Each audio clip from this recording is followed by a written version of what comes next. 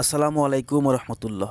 প্রিয় দর্শক, আশা করি আল্লাহর অশেষ রহমত ও মেহেরবানিতে আপনারা সকলে ভালো আছেন। আজকে কিন্তু হাজির হইলাম একটি গরুর ভিডিও নিয়ে।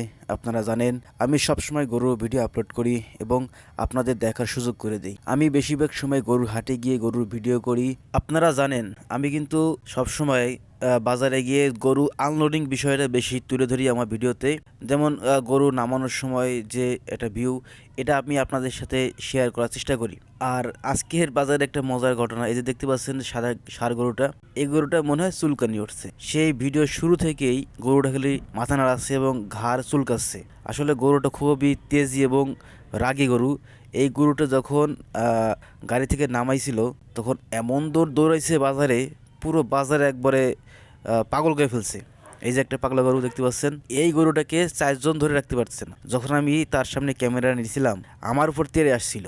এই দেখতে পাচ্ছেন 3জন 4জন গরুটাকে ধরে রাখতে পারতেছে না, প্রচুর শক্তিশালী। যারা গরু প্রেমিক আছেন, যারা গরু পুষতে এবং খামার করতে ভালোবাসেন, আমার মতো যারা গরু পছন্দ করেন, তাদের কাছে অনুরোধ থাকবে ভিডিওটি না টেনে সম্পূর্ণ দেখুন। যারা আমার এই চ্যানেলে নতুন আছেন অবশ্যই চ্যানেলটি সাবস্ক্রাইব করবেন। যদি আমার এই ভিডিওগুলো আপনাদের কাছে ভালো লাগে অবশ্যই একটি লাইক করবেন এবং আপনাদের মতামত কমেন্ট বক্সে জানাবেন। আপনাদের ভালোবাসা এবং সাপোর্ট নিয়ে অনেক দূর এগিয়ে যেতে চাই। ফেসবুক থেকে যারা আমার ভিডিও দেখেন তারা অবশ্যই পেজটিকে ফলো করবেন। তারা অনেকে মেসেঞ্জারে আমাকে মেসেজ করে বলেন যে ভাই কোন হাটের ভিডিও করেন। তো আমি বর্তমানে একটি হাটেরই ভিডিও করি, সেটি হচ্ছে গাজীপুরের জামালপুরের গরুর হাট।